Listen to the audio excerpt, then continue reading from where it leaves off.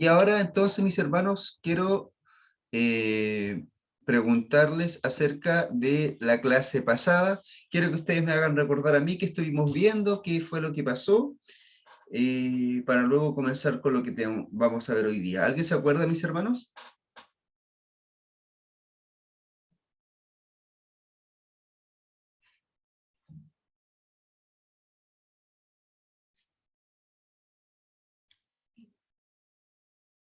¿Alguien, mis hermanos? ¿Nadie se acuerda?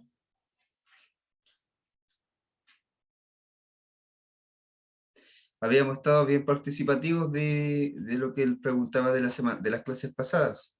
Así que nos vamos a ir poniendo las pilas en ese sentido, ¿no es cierto? Porque pienso que lo que estábamos viendo en Mateo no es tan complejo como cuando estábamos viendo antes el tema de las doctrinas, ¿no es cierto? Así que doy la última oportunidad. ¿Alguien se acuerda de algo?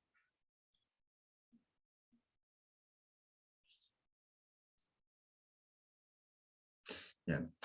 La próxima semana, mis hermanos, vamos a entonces hacer preguntas un poco más específicas de lo que de lo que vamos a estar viendo hoy día y van a ser dirigidas, ¿ya?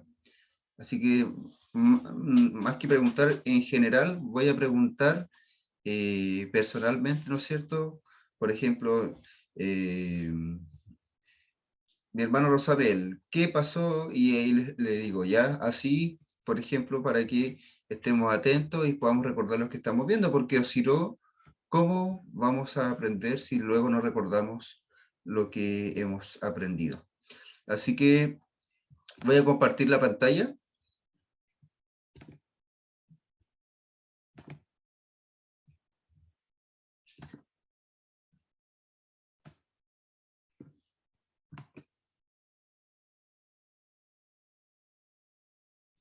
Ahí sí, mis hermanos.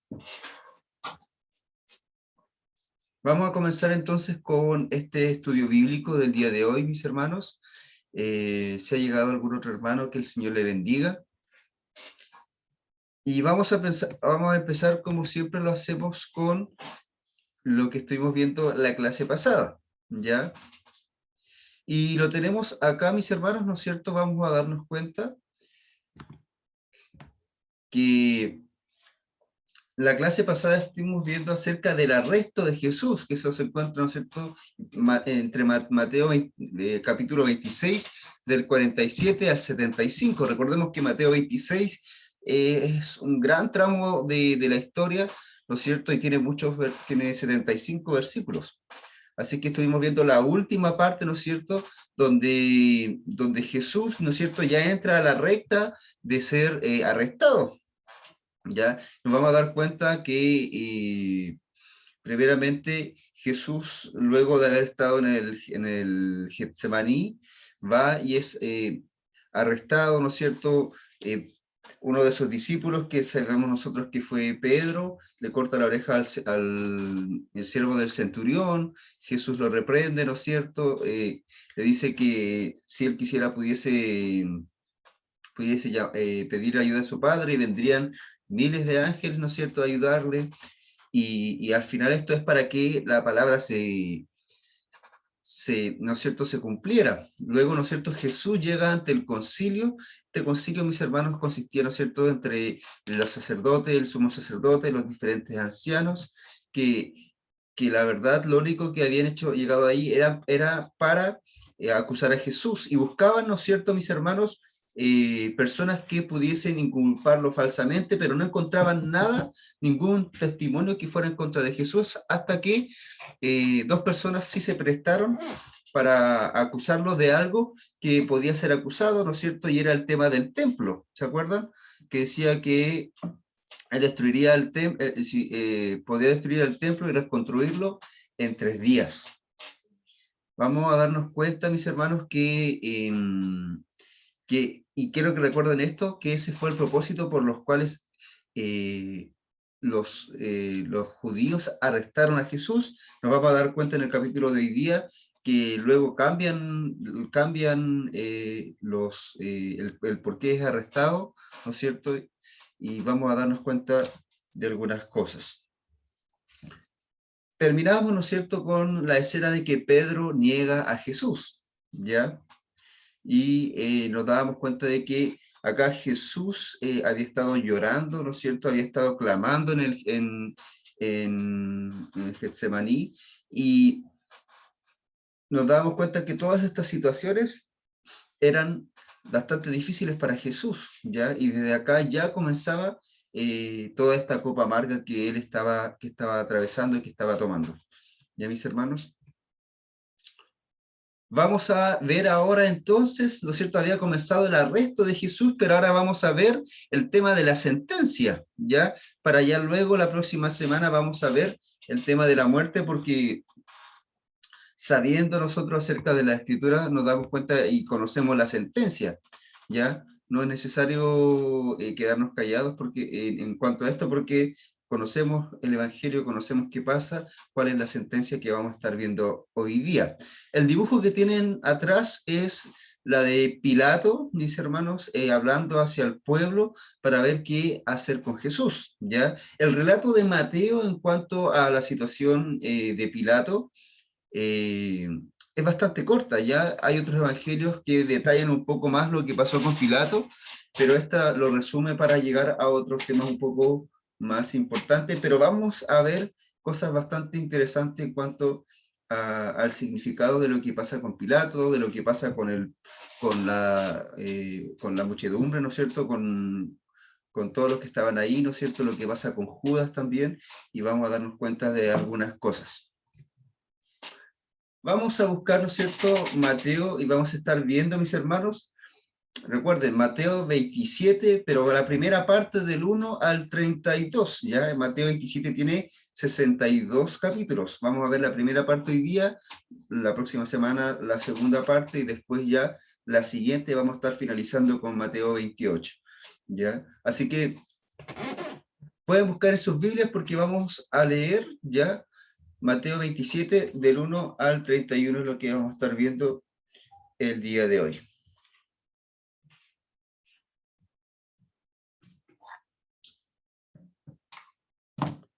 Mateo 27, del 1, vamos a empezar con el versículo 1 y 2. ¿Alguien me los puede leer, mis hermanos?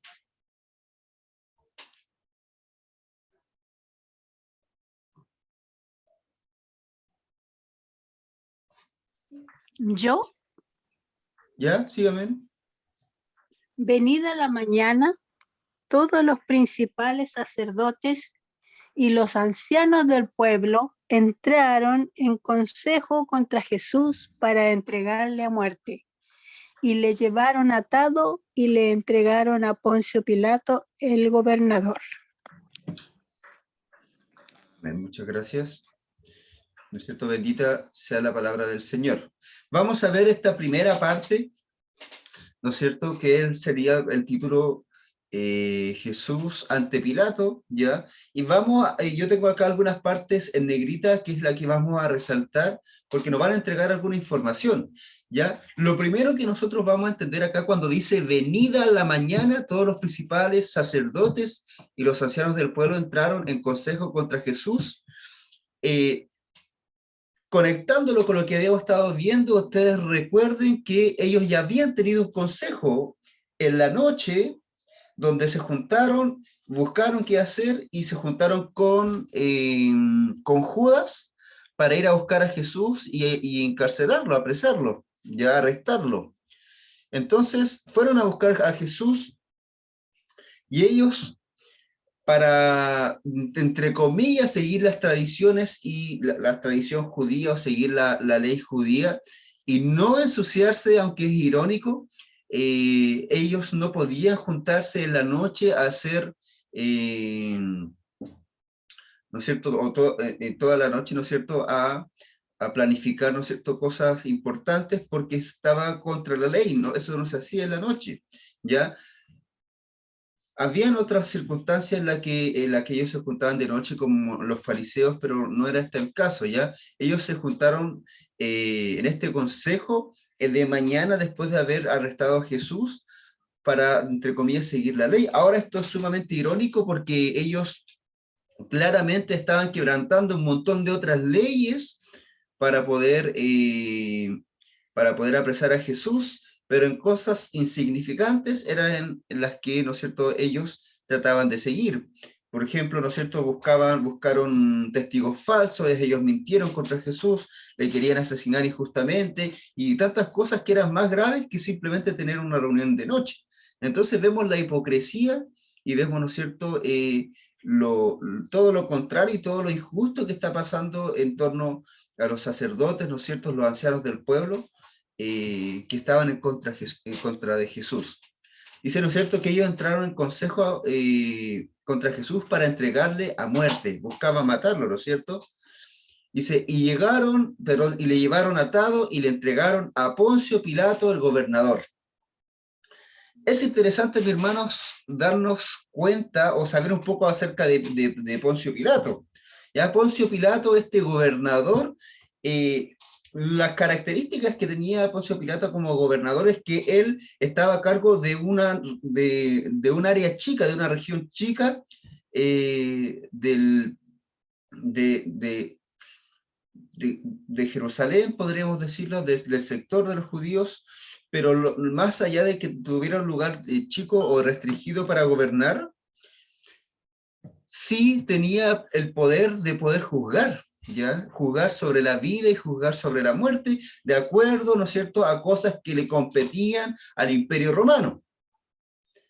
Lo interesante de esto es que Poncio Pilato, mis hermanos, la fama que él tenía, no simplemente en la Biblia, sino que históricamente, ¿no es cierto?, en los libros de historia, ¿no es cierto?, en los escritos que podemos encontrar de diferentes registros del Imperio Romano, muestran a Poncio Pilato como una persona sumamente injusta, sumamente cruel y sumamente dada a llevar los castigos.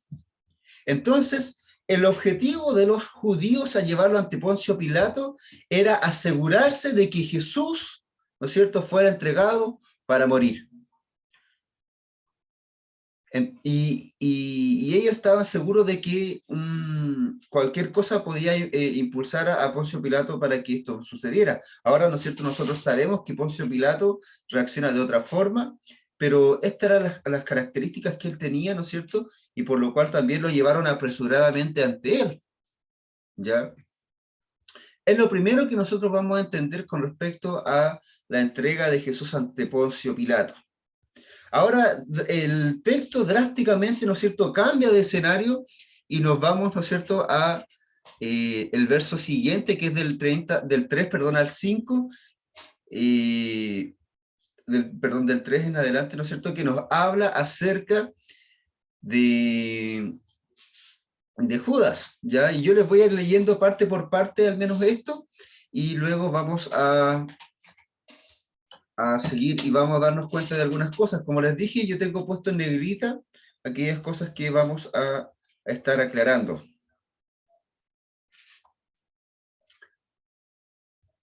Dice así: entonces Judas, el que le había entregado, viendo que era condenado, devolvió arrepentido las 30 piezas de plata a los principales sacerdotes y a los ancianos, diciendo, yo he pecado entregando sangre inocente. Mas ellos dijeron, ¿qué nos importa a nosotros?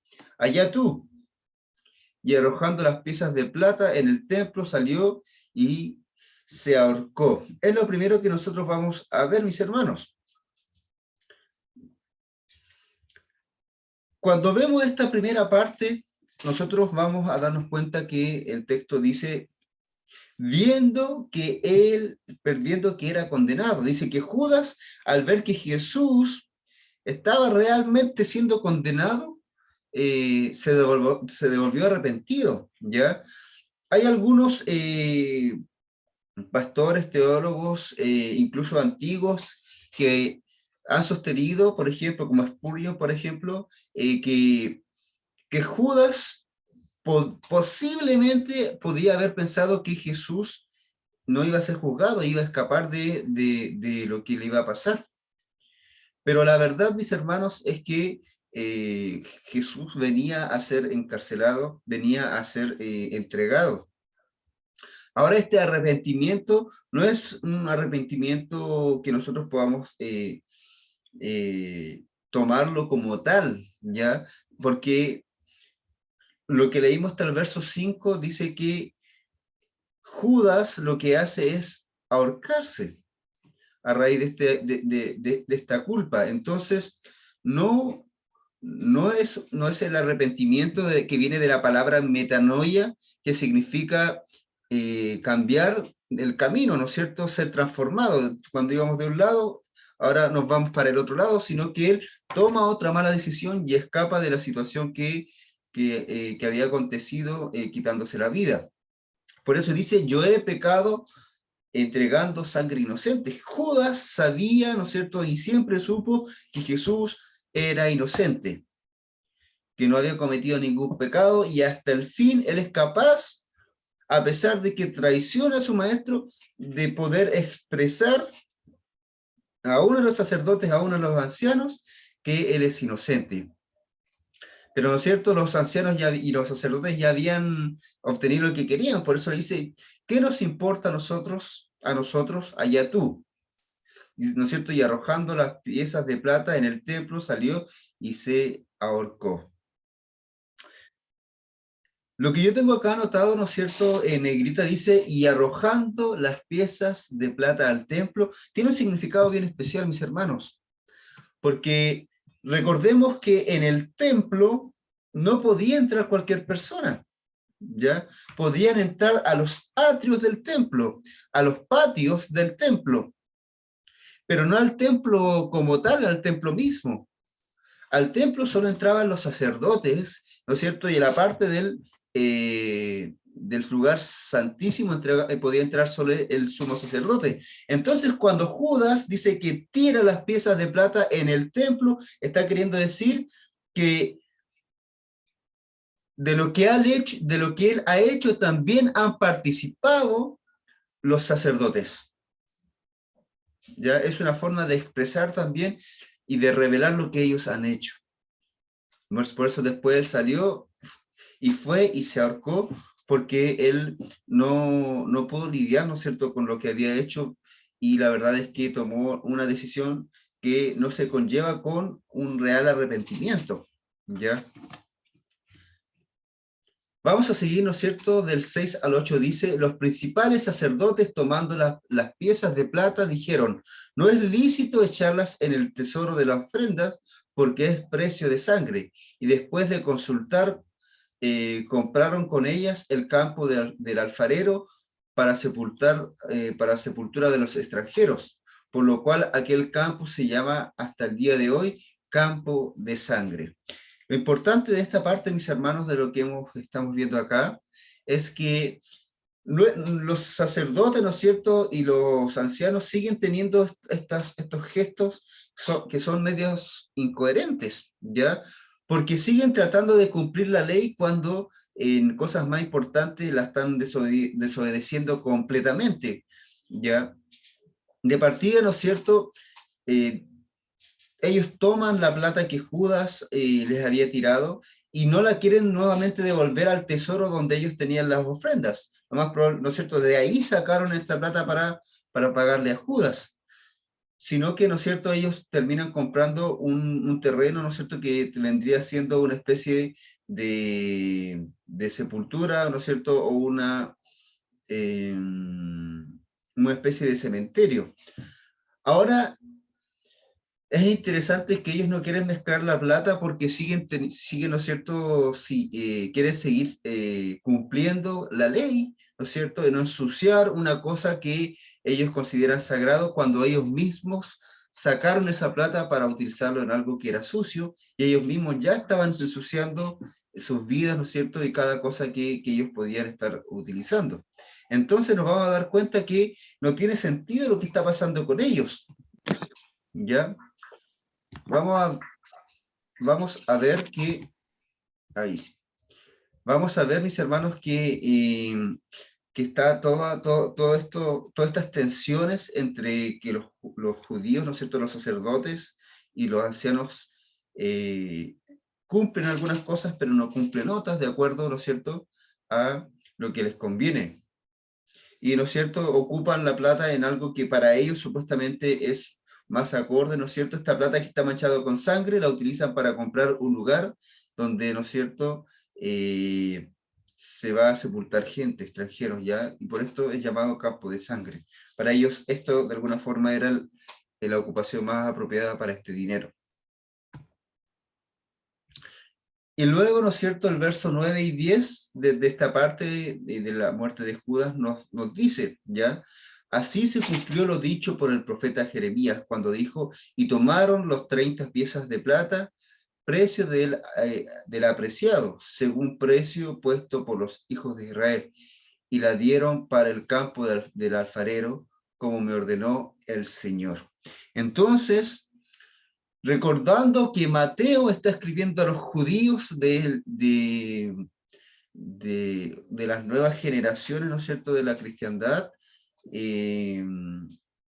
ya pasando varios años desde que Jesús ya había fallecido y había resucitado.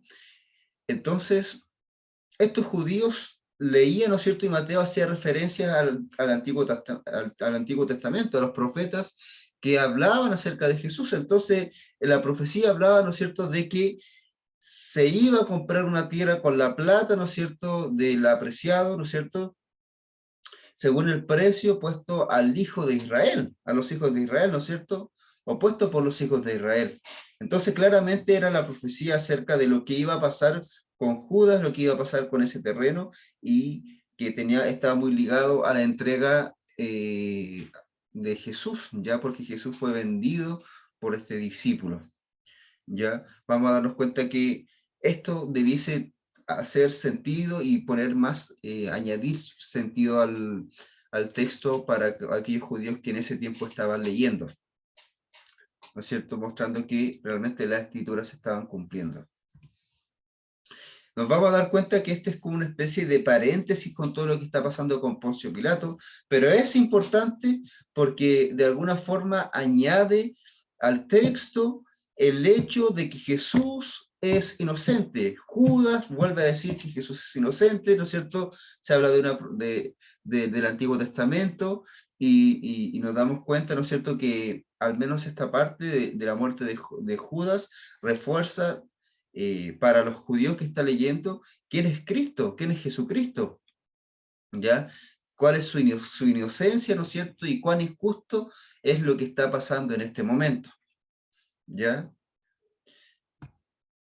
Ahora me gustaría que alguien pudiese leer Mateo 27, del 11 al 14. ¿Alguien puede leerlo, mis hermanos?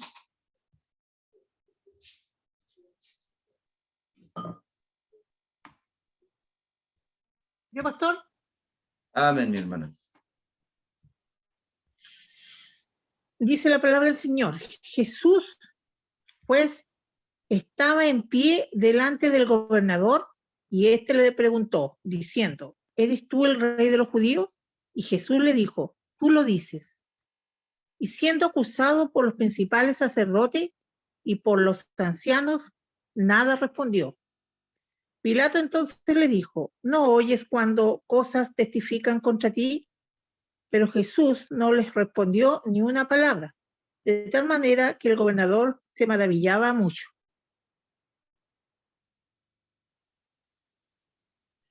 Amén. Gracias, mi hermana. ¿No es cierto? Entonces pasamos desde la muerte de Judas al interrogatorio, ¿no es cierto?, de Pilato hacia Jesús, ¿no es cierto? Jesús es interrogado por Pilato.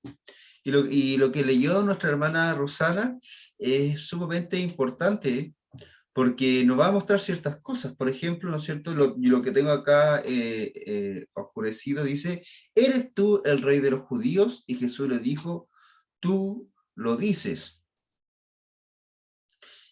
Y esta, ¿no es cierto?, es la pregunta que ahora el gobernador, que Pilato, ¿no es cierto?, le hace a Jesús, ¿ya? Esta misma pregunta era la que les había dicho, le había preguntado el sumo sacerdote a Jesús la clase pasada, ¿ya? En el capítulo pasado. Y Jesús responde exactamente lo mismo, tú lo dices. Y siendo acusado por los principales sacerdotes y por los ancianos, nada respondió. Jesús, de alguna forma, lo que está haciendo es Espérenme un poquito, mis hermanos. Ahí sí. Estoy silenciando los micrófonos. Mis hermanos, entonces, de alguna forma, cuando Jesús responde, causa un impacto, ya no tiene las mismas reacciones a los cuales estaban habituados, al menos los romanos, en este sentido. ¿Por qué? Porque de alguna forma Jesús responde tranquilamente, y por eso al final, ¿no es cierto?, en el verso 14, dice, pero Jesús no le respondió ni una palabra. Dice, de tal manera que el gobernador se maravillaba mucho. Entonces, la forma de responder de Jesús, tranquila tal vez, una forma, ¿no es cierto?, quizás entregada. Jesús no suplicaba por su vida, ¿no es cierto?, no trataba de decir lo que fuera necesario para librarse de la situación, sino que él se había entregado, y esto había maravillado al gobernador. Ahora hay un detalle bien grande, porque cuando el gobernador, que es Poncio Pilato, ¿no es cierto?, le pregunta a Jesús, si tú eres el rey de los judíos, y Jesús le dice, ¿no es cierto?, tú lo dices, esto va a entender que los judíos llevan a Jesús ante Poncio Pilato por esta falta, ¿ya? Principalmente la falta de que Jesús se autonombra como el rey de los judíos, y esto vendría a ser una falta política, ¿no es cierto?, en contra del gobierno romano, ¿ya? De alguna forma Jesús estaba siendo acusado de ser un revolucionario que iba a ir en contra del Imperio Romano. Pero cuando nosotros nos acordamos anteriormente con respecto a los, ¿no es cierto?, a cuando los judíos apresan a Jesús y le hacen esta misma pregunta y Jesús responde lo mismo, luego, ¿no es cierto?, esta no es la situación por la cual ellos arrestan a Jesús, ¿ya? Y tampoco es por la cual quieren condenarlo, sino que ellos buscan una situación, algo que realmente les pudiera ayudar, porque ellos sabían que esto no era suficiente, al menos para ellos como judíos, para que los otros judíos también pudiesen condenar a Jesús. Recuerden que ellos tratan de condenar a Jesús por el dicho de que él podía destruir el templo y luego reconstruirlo. Pero acá, ¿no es cierto?, se está culpando a Jesús por decir que es el rey de los judíos. Entonces nos vamos a dar cuenta que los ancianos, los sacerdotes, de alguna forma manipulan toda la situación y se hacen cada vez más culpables. Porque hacen todo lo necesario de acuerdo a las mentiras, de acuerdo a sus estrategias, para poder llevar a Jesús ante este Poncio Pilato, que supuestamente iba de una forma fácil a matarlo.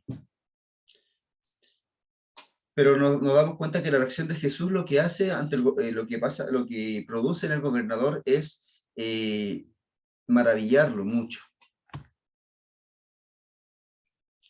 Y vamos a pasar a la parte más larga, ¿no es cierto?, que vendría a ser la sentencia, ¿no es cierto? Jesús es sentenciado por Poncio Pilato, ya, pero en realidad es sentenciado por la muchedumbre. Y nos vamos a dar cuenta de que Poncio Pilato no actúa de acuerdo a cómo son sus características o de acuerdo a su fama. Ya, el verso del 15 al 18 dice, y ahora bien, en el día de las fiestas acostumbraba el gobernador soltar al pueblo un preso, el que quisiesen. Y tenían entonces un preso famoso llamado Barrabás. Reunidos pues, ellos les dijo Pilato, ¿a quién queréis que os suelte? ¿A Barrabás o a Jesús, llamado el Cristo? Porque sabía que por envidia le habían entregado. Es interesante, mis hermanos.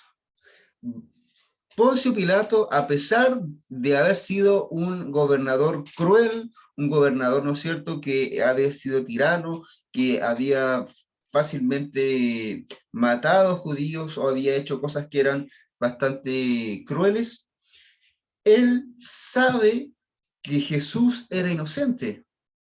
El texto, el verso 18 lo dice, porque sabía que por envidia le habían entregado. Poncio Pilato sabía que no lo habían entregado porque Jesús era el rey de los judíos, o se había proclamado rey de los judíos. Sabía que no lo había entregado por alguna falta real, sino que era por envidia. Y es por eso que Poncio Pilato acude a esta situación, ¿no es cierto?, de que la fiesta, recordemos que estaban en la fiesta de la Pascua y de los panes sin levadura, y cuando nosotros vamos a recordar acá lo que hacía el gobernador era liberar a alguna persona. En este caso, ¿no es cierto?, estaba este preso famoso llamado Barrabás. Pero Poncio Pilato estaba haciendo esto con el afán de solucionar este problema, porque para él Jesús no había cometido nada. De hecho, muchos algunos teólogos, algunos entendidos, dicen que cuando Poncio Pilato le pregunta a Jesús si él era el rey de los judíos, no lo está haciendo para preguntarle o acusarle, sino que Jesús había llegado en tales condiciones. Recuerden que a Jesús le habían golpeado ya, había llegado ante tal condición ante Poncio Pilato, ¿no es cierto?, demacrado, de una forma, ¿no es cierto?, que no es lo más alejado a la realeza. Entonces, lo más probable es que para algunos era que la pregunta de Poncio Pilato era sarcástica. ¿Eres tú el rey de los judíos? Como quisiendo decir, ¿cómo tú podrías ser el rey de los judíos? Pero esto también llevaba a entender, mis hermanos, que Poncio Pilato sabía que esta situación realmente solo estaba siendo llevada por los ancianos y por los sacerdotes a causa de la envidia.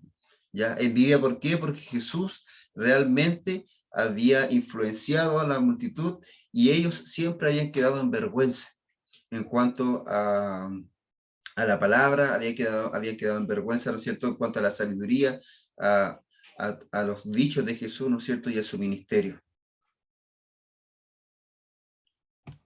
Lo otro, mis hermanos, es que Barrabás, según algunos comentarios bíblicos, la palabra Barrabás se parece mucho a la palabra griega o judía que tiene que ser como hijo del Padre. Y luego vamos a relacionar esto con Jesús también. Más adelante, ¿no es cierto?, del 19 al 21 dice, y estando él sentado en el tribunal, su mujer le mandó decir, no tengas nada que ver con ese justo, porque hoy he padecido mucho en sueños por causa de él. Pero los principales sacerdotes y los ancianos persuadieron a la multitud que pidiese a Barrabás y que Jesús fuese muerto. Y respondiendo el gobernador les dijo, ¿a cuál de los dos queréis que os suelte? Y ellos dijeron, a Barrabás. Lo que yo tengo acá, ¿no es cierto?, subrayado es, ¿no es cierto?, su mujer le mandó a decir, no tengas nada que ver con este justo. ¿No es cierto? Mateo acá utiliza a esta mujer para reafirmar, ¿no es cierto?, que Jesús es justo porque no ha cometido pecado, porque no ha hecho nada indebido. Y acá, ¿no es cierto?, añade la situación de los sueños, donde esta mujer ha sido perturbada, ¿no es cierto?,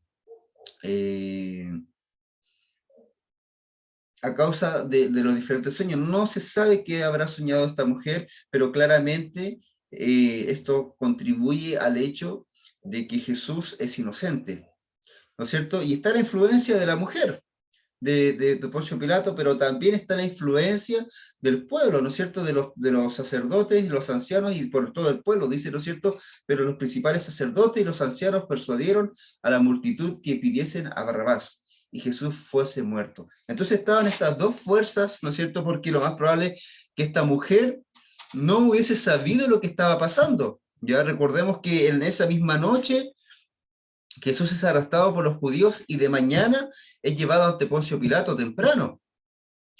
Entonces, esta mujer dice que había soñado esa noche o ese día con Jesús, ¿no? Entonces, como todo había acontecido mientras esta mujer dormía, ella realmente no sabía lo que estaba pasando. Este sueño era un sueño profético. Entonces, damos cuenta que están estas dos fuerzas, ¿no es cierto? La mujer, que lo más probable es que su mensaje venía de parte de Dios, y el mensaje que venía de la multitud, influenciada por los sacerdotes y los ancianos que querían que Jesús muriese, ¿no es cierto? Y respondiendo el gobernador les dijo: ¿a cuál de los dos queréis que os suelte? Dice, y ellos dijeron: a Barrabás. Entonces, Poncio Pilato estaba colocando la decisión en el pueblo, más allá, ¿no es cierto?, de escuchar a su esposa. Viendo más adelante, mis hermanos, lo que pasa del 22 hasta el 26, dice así, ¿no es cierto? Pilato le dijo: ¿qué pues haré de Jesús, llamado el Cristo? Todos le dijeron: sea crucificado. Y el gobernador les dijo: pues, ¿qué mal ha hecho? Pero ellos gritaban aún más, diciendo: sea crucificado. Viendo Pilato que nada adelantaba, sino que se hacía más alboroto, tomó agua y se lavó las manos delante del pueblo, diciendo: inocente soy yo de la sangre de este justo, allá vosotros. Y respondiendo todo el pueblo, dijo: su sangre sea sobre nosotros y sobre nuestros hijos. Entonces le soltó a Barrabás, y habiendo azotado a Jesús, le entregó para ser crucificado. Es interesante, ¿no es cierto?, que el pueblo pide la crucifixión de Jesús, pide el máximo castigo, ¿no es cierto?, como si Jesús hubiese sido un vil delincuente de lo peor, porque los crucificados eran los que merecían el máximo castigo. Lo interesante de esto, mis hermanos, es que Poncio Pilato aún sigue dándose cuenta que Jesús es inocente, y él dice: inocente soy yo de la sangre de este justo, allá vosotros. ¿Ven? Y Jesús sigue siendo llamado justo en todo este capítulo. Pero nos vamos a dar cuenta que Poncio Pilato, al lavarse las manos, no necesariamente se desliga de la situación, porque él, como gobernador, tenía el poder de decidir, a pesar, ¿no es cierto?, de lo que dijera el pueblo y a pesar de lo que dijera su mujer. Pero él se lava las manos diciendo que el pueblo haga lo que él quiera, pero al fin y al cabo, ¿no es cierto?, se desliga de una situación y de una función que él debía tomar, ¿no es cierto?, y se contradice a sí mismo al entregar a este justo al pueblo, ¿no es cierto?, cuando él mismo lo considera como un justo. Dice: y respondiendo todo el pueblo, dijo: su sangre sea sobre nosotros y sobre nuestros hijos. El pueblo estaba tan convencido de lo que quería que simplemente deliberadamente dice, ¿no es cierto?, que su sangre sea sobre nosotros, que de nosotros sea la culpa de la muerte de Jesús y también de nuestros hijos. Y esto, ¿no es cierto?, nos lleva al profeta Isaías, ¿no es cierto?, cuando dice que este iba a ser un varón de dolores, ¿no es cierto?, que a los suyos fue y los suyos, ¿no es cierto?, no le recibieron. Y todo esto nos lleva a darnos cuenta cómo las profecías se iban cumpliendo. Y el hecho del 26, ¿no es cierto?, dice: y entonces les soltó a Barrabás, y habiendo azotado a Jesús, les entregó para ser crucificado.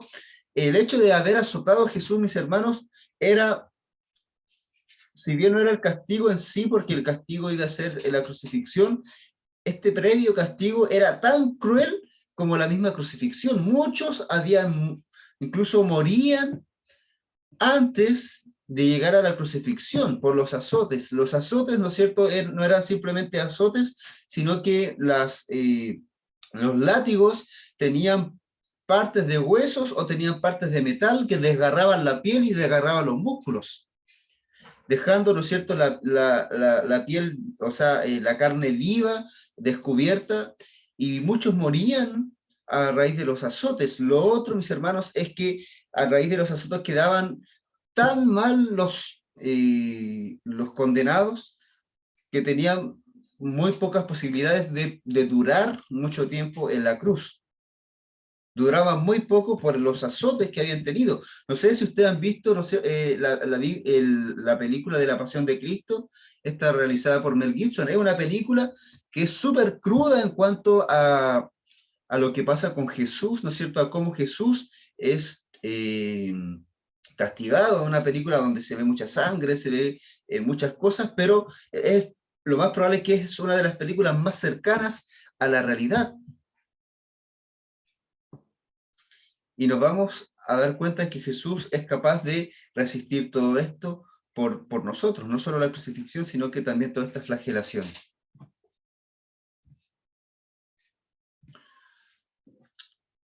El verso del 27 al 31, mis hermanos, dice: entonces los soldados del gobernador llevaron a Jesús al pretorio y reunieron alrededor de él a todas las compañías, y desnudándole, le echaron encima un manto de escarlata, y pusieron sobre su cabeza una corona tejida de espinas, y una caña en su mano derecha, e hincando la rodilla delante de él, le escarnecían, diciendo: salve, rey de los judíos, y escupiéndole, tomaban la caña y le golpeaban en la cabeza. Después de haberle encarnecido, le quitaron el manto, le pusieron sus vestidos y le llevaron para crucificarle. Poncio Pilato, ¿no es cierto?, mandó a que se crucificara a Jesús, ¿no es cierto?, a raíz de lo del pueblo. Lo azotan y lo mandan para la crucifixión. Entonces, en este mandarlo para la crucifixión o entregarlo para la crucifixión, los soldados, ¿no es cierto?, los guardias, los que están teniendo a Jesús, empiezan a ridiculizarlo, ¿no es cierto?, empiezan a mofarse, empiezan a hacer un montón de gestos y de producir situaciones que iban a transgredir de alguna forma la identidad de Jesús. No que realmente sea afectada su identidad, pero sí para quienes estaban ahí. Dice, ¿no es cierto?, que Jesús es llevado al pretorio. Pretorio es un lugar, ¿no es cierto?, una sala común. Dice, y reunieron alrededor de él a toda la compañía. Esa era mucha gente, ¿no es cierto?, muchos soldados, no solo algunos que estaban molestando, ¿no es cierto?, y ridiculizando a Jesús, sino que eran varios, eran mucha gente, ¿no es cierto? Le desnudaron, dice, desnudándole, le echaron encima un manto de escarlata. Generalmente, mis hermanos, a aquellos que iban a ser crucificados, se les desnudaba cuando ellos empezaban la caminata hacia la cruz, con la cruz, hacia el lugar donde iban a ser crucificados. Y esto es anterior, ¿no es cierto? Todavía no es llevado a ser crucificado, solo fue entregado acá. Entonces se le desnudó antes de lo que le correspondía. Ya estaba siendo avergonzado aún antes y aún más que el común de los crucificados. Dice, y pusieron, ¿no es cierto?, este manto de escarlata. Generalmente los mantos de color escarlata eran entregados, o eran puestos para los reyes, ¿no es cierto? En este caso era una hipocresía, ¿no es cierto?, era una mofa. Dice, y una corona tejida de espinas. Sabemos que las coronas se le colocan a los reyes, pero esta corona era la que dañaba a Jesús, porque las espinas de esa región son largas y son bien duras, ¿ya? Entonces estas rompían la cabeza de Jesús. Dice, y una caña en su mano derecha. La caña, ¿no es cierto?, representaba el báculo, ¿no es cierto?, que utilizaban los reyes, y de alguna forma este báculo representaba la autoridad, ¿ya? La cual estaba siendo transgredida con esta caña, ¿no es cierto?, que es todo lo contrario a un báculo que era completamente adornado, que era de un valor inmenso en comparación a una pequeña caña. Y además se mofaban, ¿no es cierto?, con la adoración. Dice, hincando las rodillas delante de él, le escarnecían diciendo, salve, rey de los judíos. Y escupiéndole le tomaban la caña, ¿no es cierto?, que significaba autoridad, con esa misma le golpeaban en la cabeza. Y entonces, de tal forma denigraban la supuesta autoridad de Jesús para ellos, que le golpeaban con esta caña, pero sabemos que la autoridad de Jesús no venía a raíz, ¿no es cierto?, del poder de este mundo, sino que la autoridad de Jesús era una autoridad espiritual. Dice, después de haberle escarnecido, le quitaron el manto, le pusieron nuevamente sus vestidos, ¿no es cierto?, porque correspondía que estuviera todavía con su ropa, y le llevaron para crucificarle.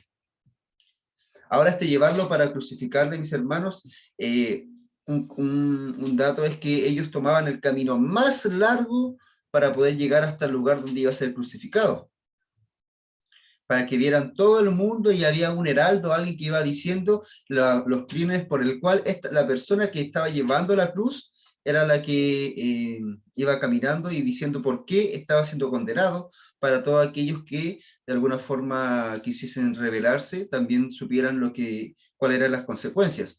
En esto, cuando yo digo que llevan la cruz, no es cuando nos muestran que muestran la cruz entera. Ellos llevan de alguna forma el travesaño, el palo que es vertical, y el otro ya estaba en el lugar, el que es horizontal. Entonces ellos llevaron una parte, pero recordemos que Jesús ya había sido flagelado con los látigos, ¿no es cierto? Y estaban sumas, no puedo decirlo, en lamentables condiciones. Y cuando entendemos esto, vemos que este palo, que según algunas personas tenía que pesar entre 35 y 55 kilos, era algo casi imposible de llevar, pero debían hacerlo, y por el camino aún más largo. Entonces, vemos cómo la situación de Jesús en todo esto es una situación que es sumamente difícil.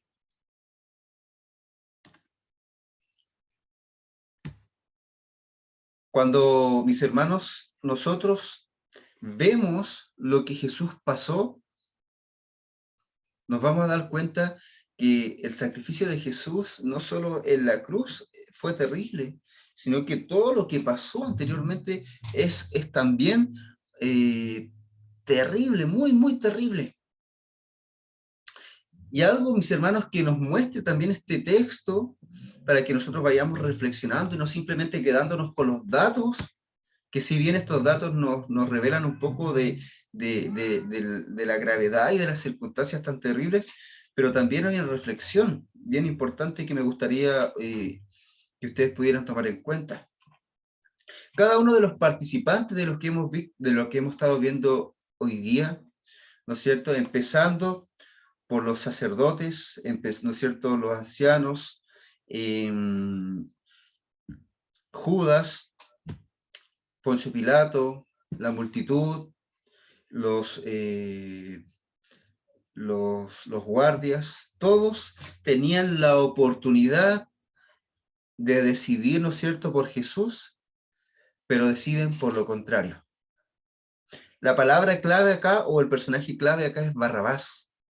Yo les dije que para algunos Barrabás, o para algunos comentaristas Barrabás, la palabra Barrabás se parece mucho a la palabra que significa hijo del Padre. Y recordemos que fue escogido por el pueblo Barrabás en vez de Jesús. Esto quiere decir, mis hermanos, que Barrabás de alguna forma representa un falso Jesús,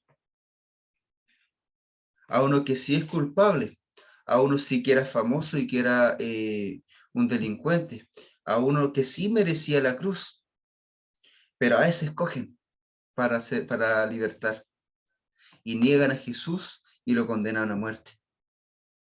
La multitud hace eso, pero Judas también lo hace, ¿no es cierto? Entrega a Jesús.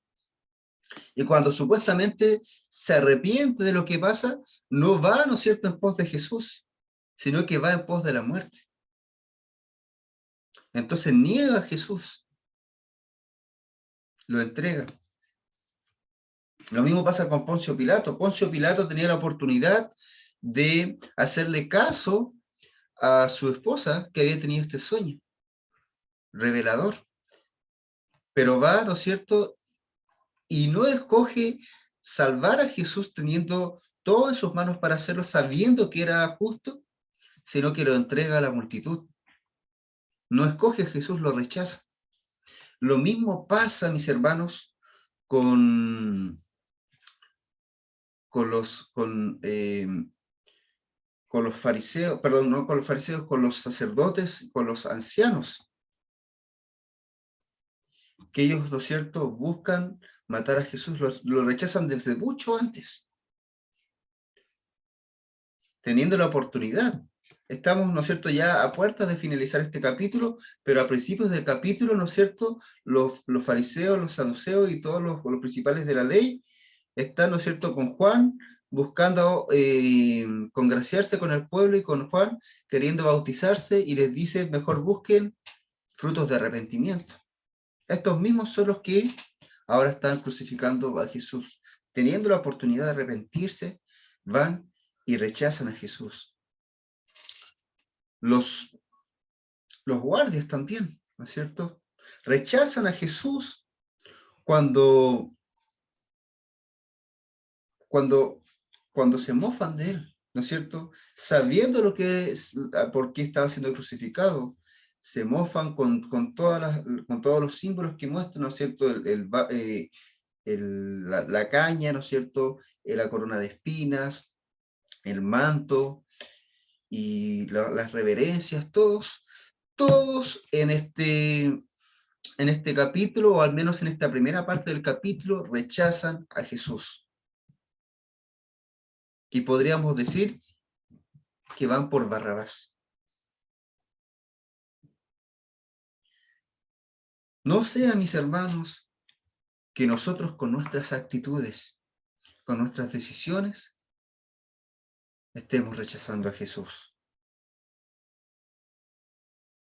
Creyéndonos justos, creyendo que estamos haciendo bien las cosas, estemos rechazando a Jesús. Todos los que estaban ahí se creían justos en un principio. Los sacerdotes, los ancianos se creían justos porque cumplían cosas insignificantes. Poncio Pilato se creía justo porque se lavó las manos. Judas en un principio también se creía justo porque estaba ganándose dinero. Luego se arrepiente, pero tampoco hace lo que corresponde. Los soldados se creían justos porque estaban de parte del Imperio Romano. Y nos vamos a dar cuenta que todos pretenden estar haciendo lo correcto, o la mayoría, cuando están plena y absolutamente equivocados. Es por eso que en este tiempo, sea lo que sea que estemos pasando, tenemos que detenernos y buscar la comunión con el Señor. Porque no sea que nuestras actitudes, que nuestras decisiones nos estén alejando de Jesús, más que acercando a Él. Y también todas estas circunstancias sea un tiempo de reflexionar, porque aún los discípulos, en el capítulo anterior, todos abandonaron a Jesús. Y además, Pedro lo niega 3 veces. Jesús está solo. Así tenía que ser, ¿no es cierto? Según las Escrituras, así tenía que ser.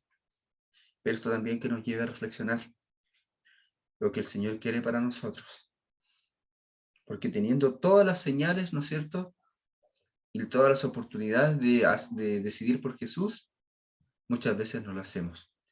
Que el Señor toque nuestras vidas, nuestros corazones, y que Él nos muestre, ¿no es cierto?, en qué tal vez no le estamos agradando tanto, para así, ¿no es cierto?, ser también transformados, pidiéndole a Él y clamándole a Él. Amén, mis hermanos. ¿Hay alguna pregunta, algún comentario que quieran hacer antes de orar para finalizar?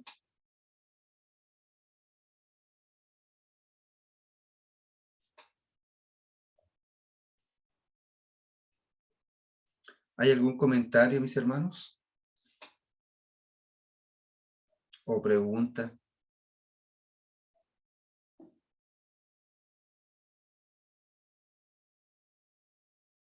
¿No? ¿Sí, mis hermanos?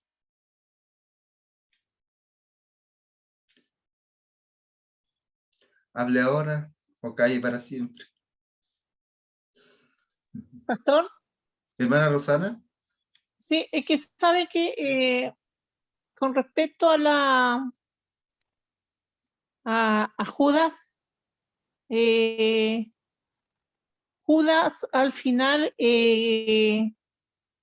según lo que leí, que no se arrepintió tan de corazón, no sé.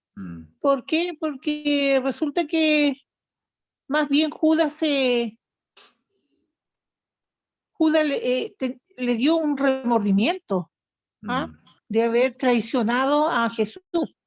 No obstante como el arrepentimiento, sí que fue sincero, que fue de Pedro, cuando le negó.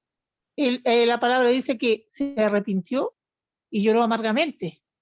Pero después en los pasajes sale que Jesús perdonó a Pedro, pero no en este caso a Judas, porque Judas se desesperó y optó por el camino equivocado. Quizá, bueno, según los teólogos dice que el Señor hubiera perdonado, pero prácticamente esto era unas profecías. En Zacarías y Jeremías dice que lo dice que se tenía que cumplir.